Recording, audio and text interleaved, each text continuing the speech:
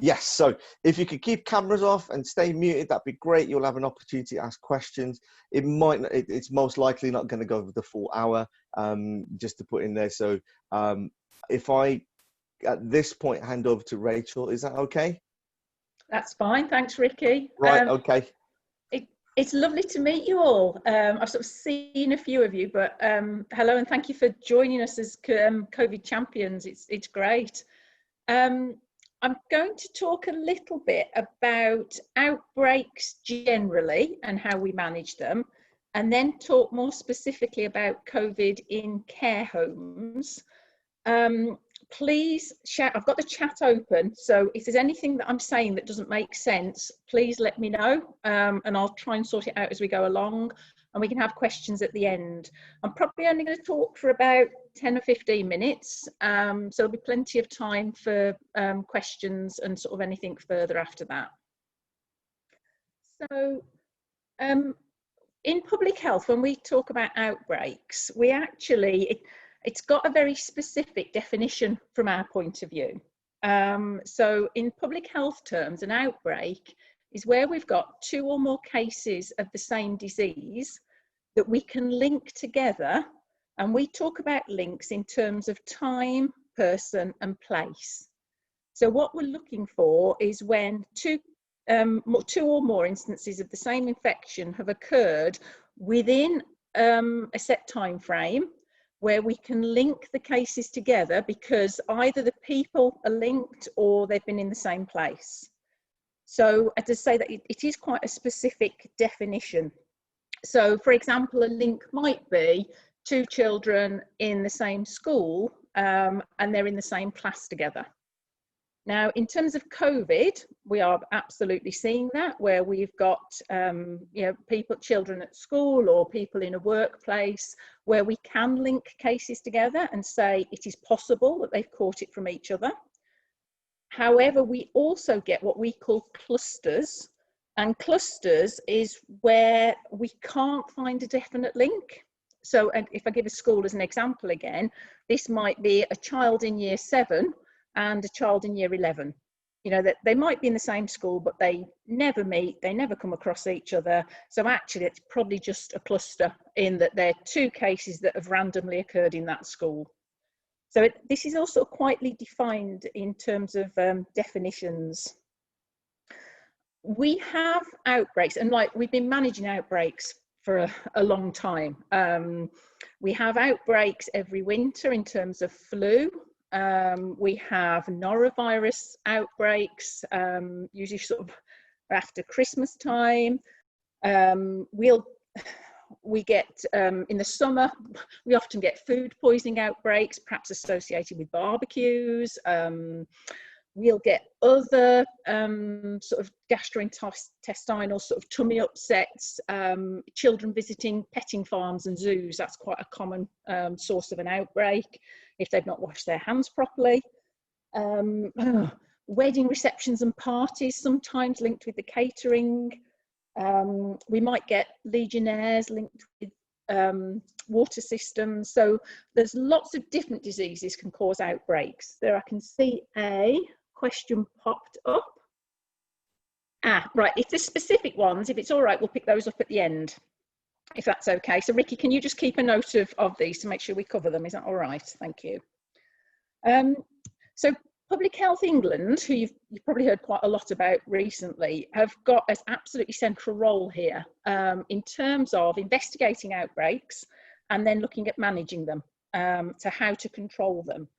And when they're investigating them, what they're looking for is, first of all, can we identify the source of the infection? And then what can we do to stop the spread? So by identifying the source, hopefully we can stop other people picking it up. And then by stopping the spread, we can stop it being transmitted from one person to another. Now, in terms of COVID, the source is most likely to be another person who's got COVID. Some diseases, then the source will be different. So for example, I mentioned Legionnaires, the source is most likely to do with a water source. If it's food poisoning, it might these COVID champion webinars. Hi. Hi, can we make sure everybody's, yeah, thank you.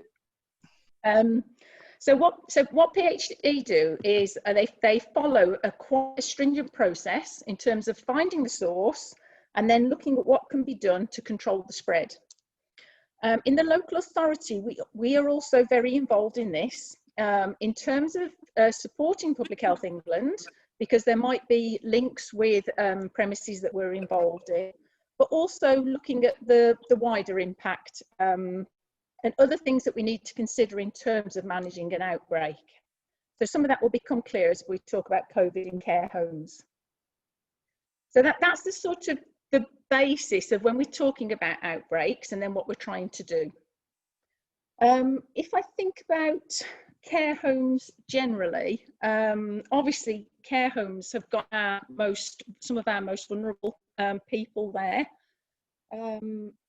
COVID or any disease can spread very quickly in care homes because obviously it's a very enclosed space.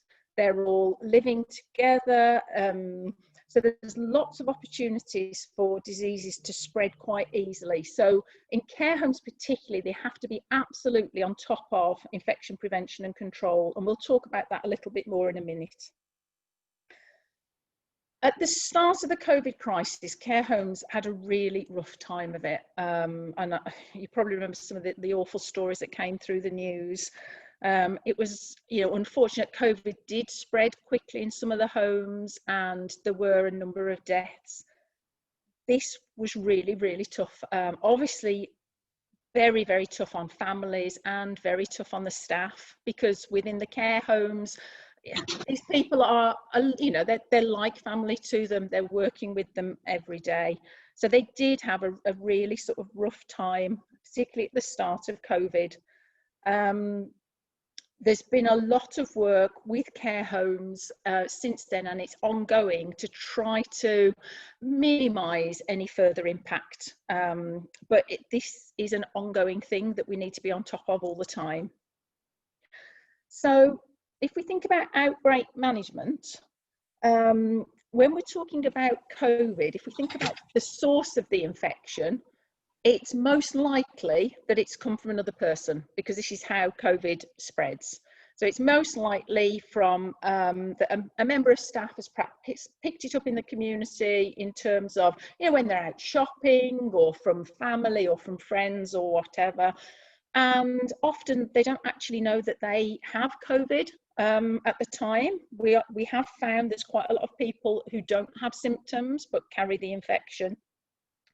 Or it might be a visitor. At the moment, we don't have any visiting relatives to care homes, but there are still other professionals who come in. So anybody coming into the care home might also be a source of infection. There is a lot that care homes already do to try to prevent the spread of any infection. In terms of there is a lot of guidance around the PPE they should be wearing, what PPE, what circumstances. There's training for the staff around that. There's an awful lot, as simple as it sounds, around hand hygiene and making sure that they are washing their hands as often as is needed. So there is a lot that is already put in place to try to prevent the spread of COVID. If we pick up any cases of COVID in a care home, and we do this, although I've talked about outbreaks, because care homes really do have our most vulnerable residents in there, even if we get a single case of COVID, we still work in the same way. So we try to work before it becomes an outbreak, so before it spreads. So even a single case, Public Health England will get involved. They will talk to the care home, take them through, trying to understand where it might have come from, and then working with the home to help to prevent it spreading. And as I say, we do that with single cases, or if there's more than one case. So in terms of the control, and this is the really crucial bit, and some of this you will recognise as the same control measures that we have in the community to try and stop the spread of COVID. So a lot of this isn't necessarily different. So in care homes, social distancing is also really, really important. With the staff, they're wearing PPE, and sometimes obviously they need to get quite close to the residents. And so the PPE helps to act as a barrier to stop, anything spreading from one to the other. Where PPE isn't worn, so for example, the residents, if they're in a lounge or a dining room together, then we still recommend the social distancing so that they're all at least 2 meters apart, so that if any COVID got in, then it wouldn't be as easy for it to spread. So that's exactly the same as the recommendation that we give to people, out in the community. I already mentioned PPE. So within care homes, they've had to get used to wearing PPE all of the time. They wear masks all of the time. They have to change their PPE regularly. Their hand hygiene, these are things that they will have been doing, but, again, really, really tightened up on it. The catch it, bin it, kill it message, another really important message in care homes, particularly with the residents who won't be wearing the PPE. And then the care homes, they routinely take the temperature of the residents, perhaps twice a day. The reason for this, particularly in the elderly, COVID symptoms aren't as obvious. So elderly residents in care homes, they do sometimes get a bit of a temperature. They don't necessarily get the cough or the loss of sense of taste or smell. So it can be quite difficult to detect COVID in the initial phases. So in the homes, they do take the temperatures of the residents. And then there's other very practical things they can do to try and stop the spread. So we talk about cohorting staff. So the homes group the staff together. So if they've got different floors in the home or different units, then one group of staff works solely on one floor or in one unit. Again, this would help to stop any spread. Reduce the use of agency staff if possible, or use the same staff. So the agency or the bank staff are effectively part of the home. Cleaning has been absolutely crucial. They're giving advice on what cleaning materials to use, and all the homes have been advised to increase the amount of cleaning they do, particularly touch points. And again, this is advice that we give to the general population, like door handles, that sort of thing. Anything that's regularly touched needs extra cleaning. So that's already in place. Laundry, so there's plenty of sort of specific advice around laundry and how that's dealt with. Soft furnishings, so sort of places that, like COVID, can sort of reside. So cushions and soft toys, in some instances blankets, have been removed so that it's easier to clean and easier to keep somewhere clean. The staff, in terms of uniforms, so now the staff get changed once they get to work, so they're not taking anything from their journeys into work into the home. Fans, it's removal of fans from the care home, so it's not blowing the air around and spreading any virus. Use of dishwashers, because they wash things at a higher temperature. Special waste management, so all of that is dealt with properly. So then, if there are any cases, Public Health England run through a checklist with all of these things in there. So the home will already have been looking at doing them, but it's a case of re-looking at them. Is there any extra advice? What else can they be doing around this? The isolation advice is exactly the same in care homes. So if any resident tests positive, then they have to isolate. In care homes, it's done for 14 days, again, just because of that increased vulnerability. Obviously, if any staff get it, then they need to isolate and stay at home for the full isolation period. We still do the contact tracing in care homes. So, to see whether any cases have had contact with others, and then they self-isolate. So it's exactly the same principles that we use out in the community. And as I say, all the measures to try and stop the spread of infection. So we talk a lot about infection prevention and control, and this is the real bread and butter of what goes on in care homes.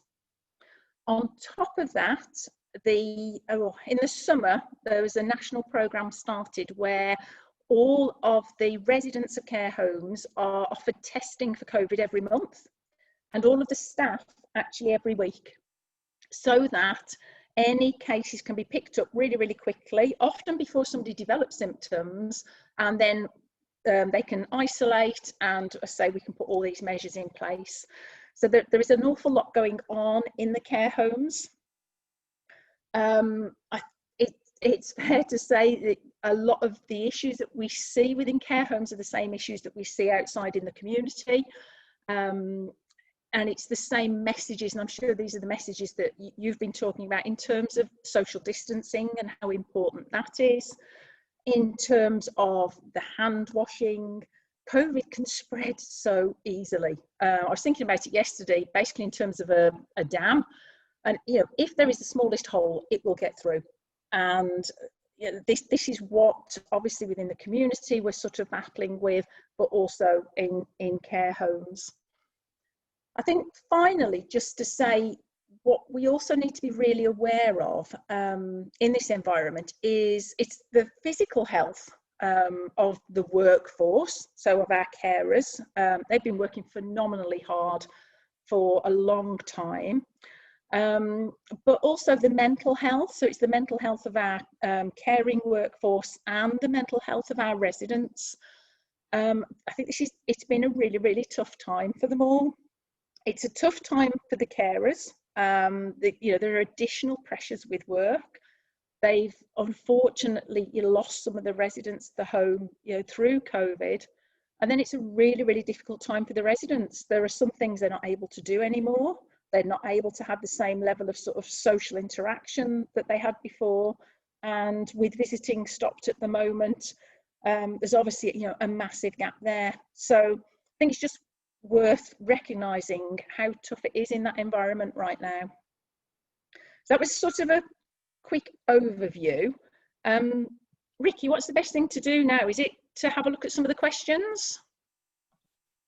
Yes, it'll probably be a good point, and then it'll probably stir up some conversation anyway in itself. So I think there's a couple of ones that are generic ones that we might not be able to answer at this point, but I think there are some specific ones, especially around care environment that you've mentioned.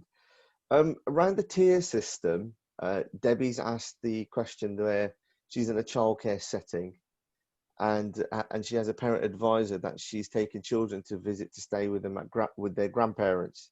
The grandparents are in Liverpool. In the guidance, it says that you should not visit or leave tier 3 areas. However, there's nothing in the guidance around the schools or childcare setting that they can refuse to have these children after half term, for example. Is there any kind of advice around that you can answer at this point, Rachel? Not here. I think we'd need to take this one away and really explore the guidance. I have to say, I've been reading the 3 different tiers of guidance and trying to get my head around some of this and what it means. So this is one I think, to be able to give proper advice, it would be worth going to the specific guidance.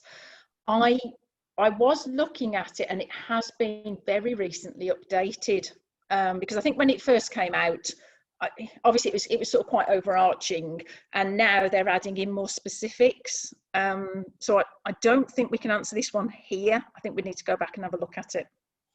So what we'll do, Debbie, is we'll get that question and then we'll feed it back. That's probably the best way of doing it. Okay. Just bear with me 1 second. Right, so Stephen Woodward asked a question. He goes, because of the closure of GP practices for a few months, he's wondered if patients should be asked to wear a mask upon entry, perhaps be given one. This isn't likely to be taken up. However, it does make sense that patients are wearing one. Is this something that can be considered prospective policy? Now, my understanding was that patients were asked to wear a face covering on entry to practices. And I thought that was standard. I know I've had a text from my GP saying it is. So I actually already thought that this was policy. Stephen, are you aware of anywhere that isn't doing this? So we'll give an opportunity for Stephen to write back into the chat box. But yes, it is Sorry, believed. sorry, I've unmuted. I beg your pardon. I've unmuted for a second, if that's okay. Yeah, sure, Stephen. No, I forgot to take one myself when I went to the doctors, but there are very, very cheap, like 10 or 20p paper face masks that could be given out. I'm just wondering if that was, I know I'm going to look like a big hypocrite, aren't I? I forgot to take one myself. I was just wondering whether or not they would be giving them out on entry or anything like that. It doesn't seem to be something that's going to be taken up though. It does vary from practice to practice. Some practices do have a stock at reception, for example, but some practices don't let you inside the building unless you have an appointment. You can't just wander in as well. So what I would say is it does vary from practices, regions as well. So I mean, I do take your point what you said there, Stephen. Right. The next question is from Mandy. It goes back to some of the care homes settings for you, Rachel. Can you share the advice for cleaning that has been given to care homes, please? Certainly, Mandy, have we got your email address? Would we have Mandy's email address, Ricky? Yes, we do. From here, yes. So we could just send it out in general guidance to everybody. Yep, there is different cleaning advice, whether it's a clinical or a non-clinical setting. So we'll have a look which one would be most appropriate in that case. So once we've got those, Rachel, Mandy, we'll send it out not only to yourselves but all the champions as well in our update. Okay. The thing just to say is anybody doing any advice on cleaning, to kill off coronavirus, you need a bleach-based product. And I know this has been a bit of an ongoing issue. There are a few specialist products that will do it, but the general advice and the advice to schools and all settings is make sure it's got it's a bleach-based one. If you want the scientific bit, it's 1,000 parts per million of chlorine. But as long as you're using a bleach-based product, that's the crucial thing. But we will send you the more specific advice, Mandy. Okay. This one's from Helen Reeves. She works for a hospice and was interested was interested that care home staff receive weekly testing even if no symptoms. We don't regularly test staff, but wonder now whether it is something we should do due to extremely clinical vulnerable patients we are working with. Helen, that is a good question. Helen, would you let Ricky know which hospice? And I can make inquiries as to where that fits within the system. I have to say that the more work I've done around this, I realised just how complex this system is. Certainly in terms of the care homes, it's been rolled out, so it wasn't all care homes all at the same time. So if you can let Ricky know, and then we can look into it more specifically. What I'll do is I'll put my email address in the chat, and then anyone who wants to send me any of the questions we can do. Or if Claire is on the line, if she could just put hers in there, then we can log it in that way. Okay, so then the next question that we've got here is, are these measures, I'm assuming this is what you were talking about earlier, Rachel, are these measures the same in independent living for under 65s, and why are they? Oh, yeah, again, this is a really good question. Sorry, Rachel. I think it's recognising the complexities of this sort of whole sector, and it's what the premises are classified as to what measures are in place. So in terms of care homes for the under 65s, so these are for younger adults, perhaps with learning disabilities or mental health issues. If they are registered as care homes, then yes, absolutely, for the testing. It has been rolled out. The rollout started with the older adults, so the younger homes have come online more recently. In terms of all of the infection prevention and control stuff I talked about, yes, those sorts of measures should be all in place. Where it, I suppose we just have to apply the guidance in slightly different ways. So where we have independent living and they perhaps all have their own flats, it's just about applying that guidance in a slightly different way. Where we have supported living type accommodation, we don't necessarily have the same level of testing.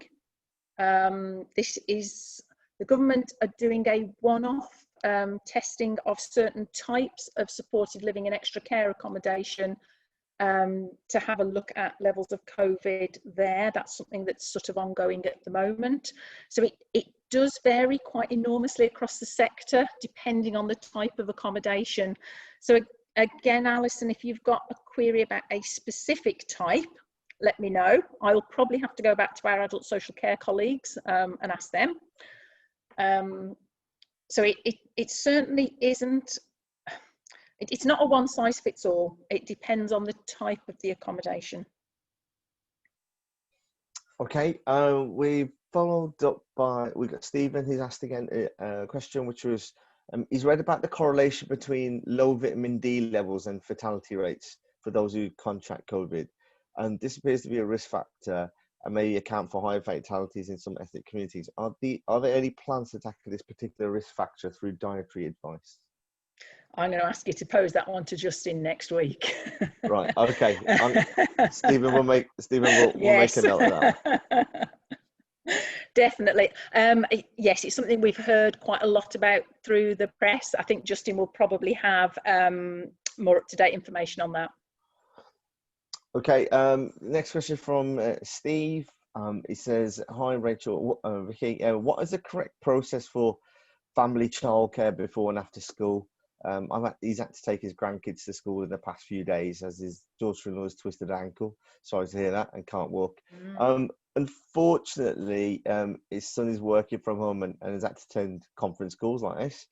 What I have done is to take them socially distanced to and from school and deliver them safely from pavement, which is great. What he's seeing is parents mingling outside school, and he's mentioned it to the school manager and grandparents and grandchildren inside the house waiting to be collected by the parents. He's noticed he's also noticed once grandparent children from multiple families doing the same.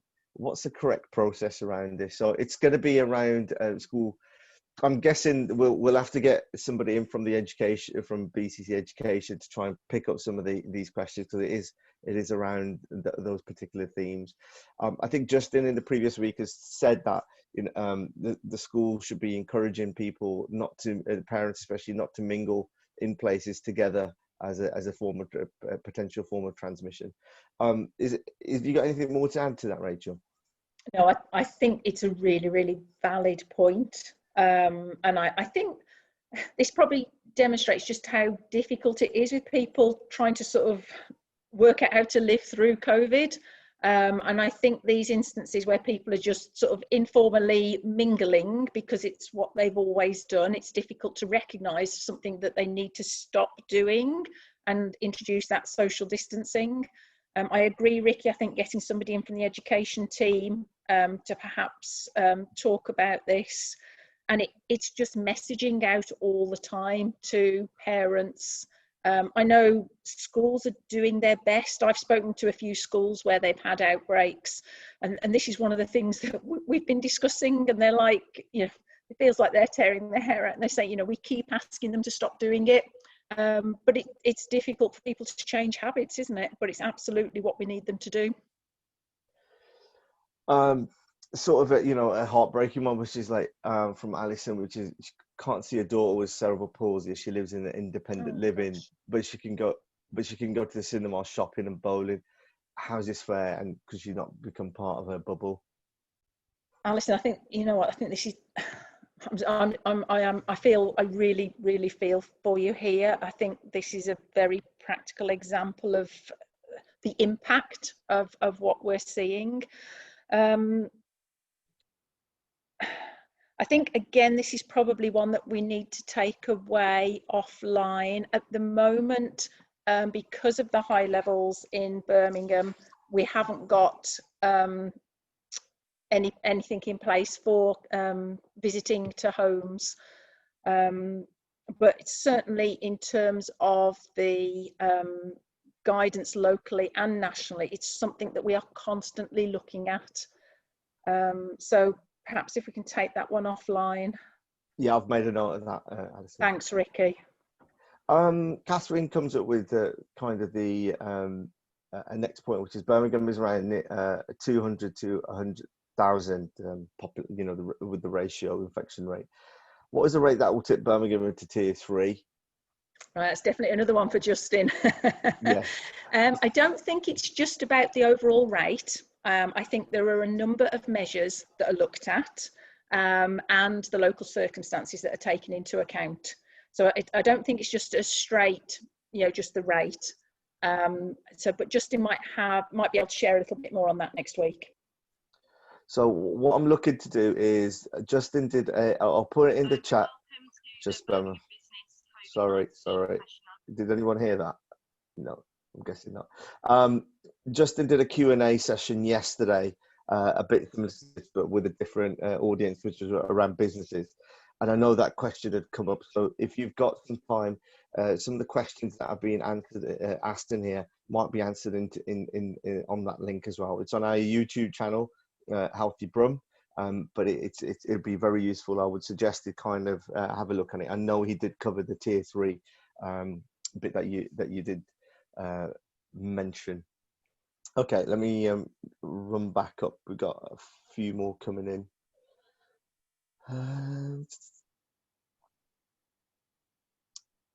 Right, so this is an interesting one from Pam, which is about she's reading today that Manchester are being called out to 400 house parties a week, but don't want to impose fines. Issuing the statement that our police in Birmingham finding lots of house parties too, and are they taking enforcement action? You know what, Ricky, I think that'd be a really interesting one to do as a future session. Yeah. So yeah, I mean, absolutely. Yeah. So I'm making a note of that. What I will say is that, you know, through conversations that we are having with the police, is that you know, they are active in terms of enforcement. I don't have the specifics to detail at this time, but it is generally sort of agreed that, you know, if we could try and get them on from a champion's perspective, that we could do it on there. I mean, obviously the questions that are coming in more and more now are becoming more specific and more kind of technical. So what I would say is just bear that in mind, because we all work in specific areas, not necessarily general kind of knowledge of what Justin has. Okay. I'm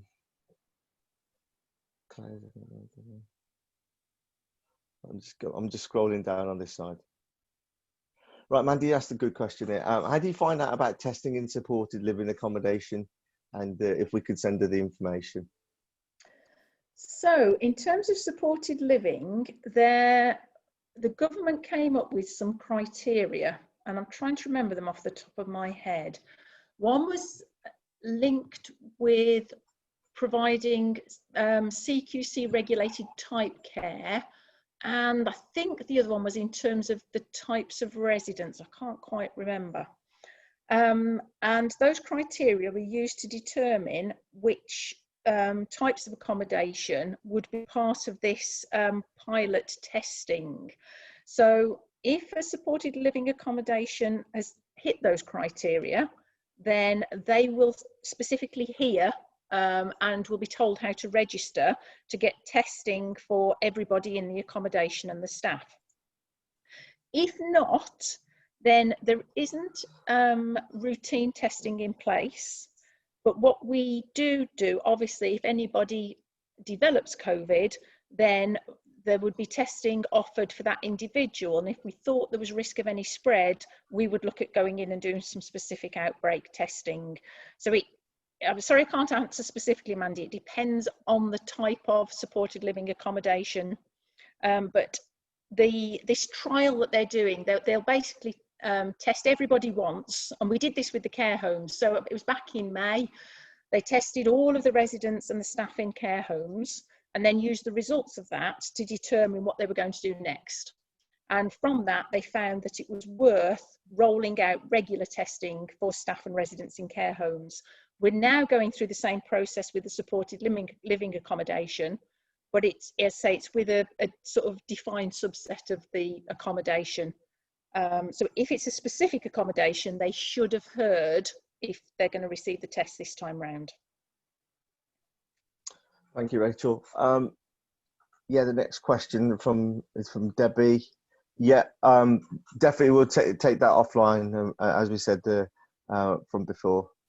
Yes, Alison, there was yeah, you know, there is guidance around the support bubbles. I think the reason why we mentioned it a little bit earlier is to make sure that the messages are clearer. If we can do any sort of specific messages for people in a similar kind of scenarios for yourself, but regarding grandparents, you're allowed in the bubble. There's guidance to follow on criteria for you. Okay, I realised I just sent the link only to Stephen regarding the Q&A, so I've just I've put it in again. Let's have a look.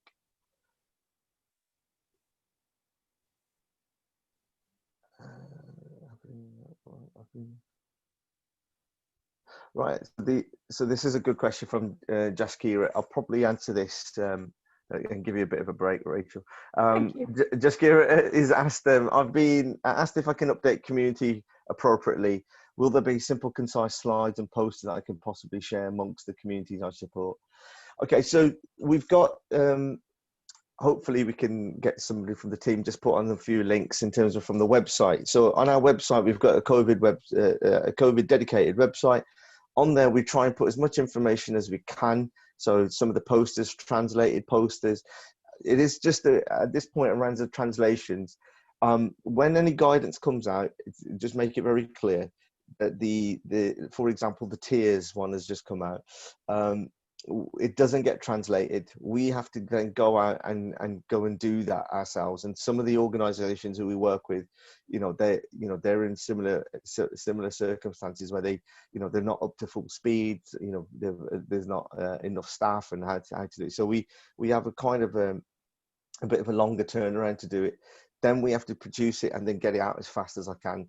Now, for some of you might be thinking, well, that's not a problem. Understand that 100%, but we're trying to do the best as we can to get that out there. So it does take a little bit of time for translated information. Adam Breeze, who I know is on the call, is doing an absolute amazing job with with all of our BSL work and with bid services. So what I would say is we'll send you those links. Public Health England have got a campaigns resource centre. And what they do is any of the latest information that they've got, people can download directly. So what I'm going to put a link on here is a link to the posters around the local COVID alert levels. So if I'll just stick it there, here's an example. What also alongside that, Jaskira, it might be of interest is the latest flu campaign from Public Health England and NHS. So some of the graphics, some of the social media posts, you can get everything that you need from that the Public Health Campaigns Resource Centre. So I've put that link in our chat. I'll probably repeat that every session that we're in. It's very useful. The other places to do it is to follow social media accounts. Our Healthy Brum channel on Twitter, for example, or on Facebook. We put in really concise messages around the test and trace app, general guidance, any updates that we do. You can literally copy and paste them and send them on as quick as you like. That'd be probably the best place for starters. Rachel, we're going to go on to the next session, the next question, if there is one.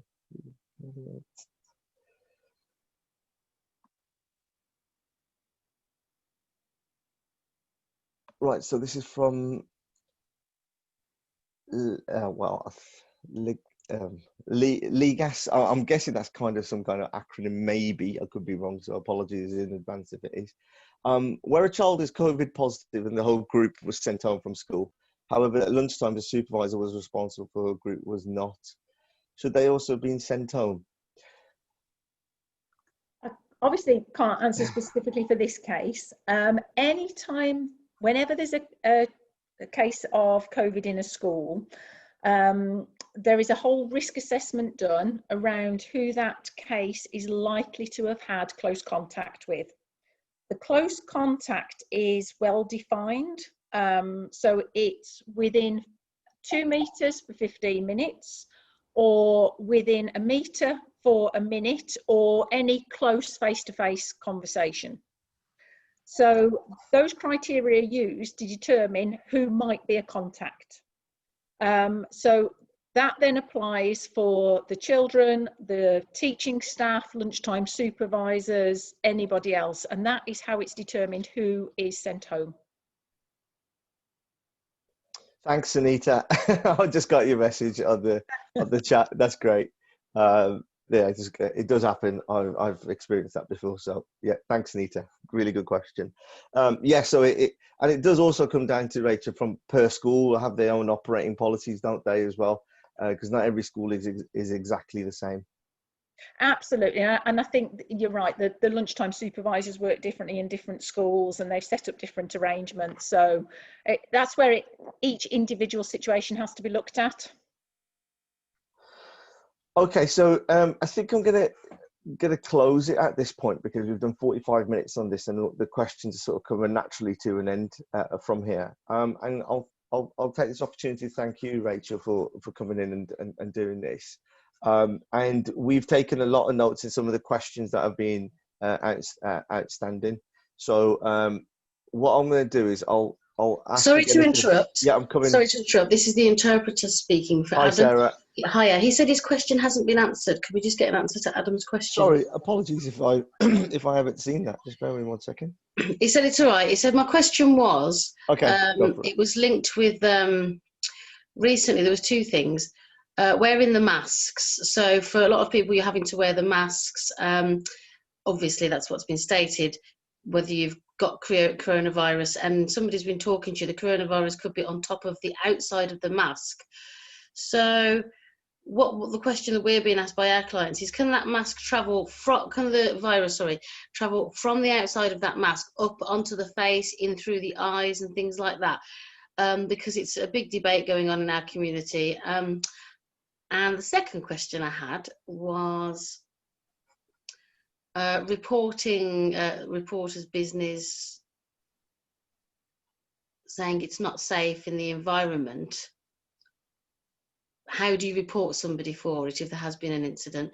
There's some deaf clients, the numbers are starting to rise with incidents that are happening. So they're concerned about if somebody's a low risk, how do you report it? Somebody's a high risk, what's the procedure for reporting it? I think my question was whether it's accessible or not accessible. A lot of these, when they're trying to trace and track, is done on the phone, but deaf people obviously can't speak on the phone. They can't hear, they can't speak on the phone at all. So they're missing out. But it's easily sort of accessible. Like I'm using VRS video translator today, and I'm using a phone call. So I'm just wondering if it's possible again to just find out about that and see if we can make that process, especially online, a little bit better. I think they make it available online, but 70% deaf people sort of have 70% accessible to English, because sign language is their first language, so they struggle with English. They don't understand what it says on the website. They can't accept the phone call, so they're kind of left out. We've not yet got VRS working. I was hoping we could have improved that by now. VRS is what I'm using now, so I've got an interpreter on the phone. So you can easily make the phone call, and they just have an interpreter speaking on a video call to the deaf person, and the person from Track and Trace or whichever assessment centre it is just makes the phone call, speaks to the interpreter, interpreter translates the call. It's been around for years and years. This sort of, it's just not happening with all the COVID situation that's going online and stuff. It doesn't seem to be happening. Yeah. Okay, so there's the two part. I'll answer the second part, Rachel. You want to do the mask bit. Okay. The simple answer for that bit, Adam, is that we'll rate the. I've put a link in our chat in where to report it. So I understand that from that bit. If you've got access and you're able to do it online, there it is from there. The other part which you raise is a fantastic point. I'll have to speak to for our representation through the police in order to find out what the exact bit is, and then I'll feed back what the response that we get. Okay. Great, So thank you. in terms of the mask use, I think the greatest risk is actually people touching the mask and then touching the face. And I see it when I'm out and about all the time, and I think probably because of working in public health, I want to go, no, stop, please stop touching your mask. And then your people will touch the face, they'll touch their eyes, and that is quite a risk of spreading COVID from the mask to elsewhere, either to the individual or to others. The other thing I have also seen is people, like they pull the mask off. So these are things that, in the work that you're doing, anything that you can get across messaging in terms of mask use, when it needs to be touched, it's only around the ears. And then when it's taken off and folded in on itself, so that, if people are going to wear it again, they're not touching the outside of the mask. So that's a sort of really crucial point. Oh. All right. Okay, then, is there any last questions before I risk shutting it down? Sorry, Adam, it didn't come up on my chat. Oh, we didn't see that. No. Okay, then, we'll close it at this point. Thank you, everybody, for attending. What we're going to be looking to do is see if we're able to. We've got a selection of guests, what you guys have already highlighted for us in the next coming weeks. What we're going to be doing is most likely trying to get Justin for next week, and then a few more sessions with hopefully somebody from the police, hopefully somebody from education, and we could do that. Any of the questions that have come here, we've made a log. We will try and respond and give an answer in our email update. Hopefully everybody is getting some of the text messages coming through, looking at the dashboard with the latest information. And, as I said on the first meeting, this is very organic. We're trying to keep it as best as we can. We've got over 360 champions now. So it's getting there. And hopefully our target is to get 1,500, and, that'd be great. So thank you, everyone. We'll be sending this link once Habib is shut down, probably on Friday, if I'm honest with you. And that'd be great. Cheers. Thank you. Thank you. Bye.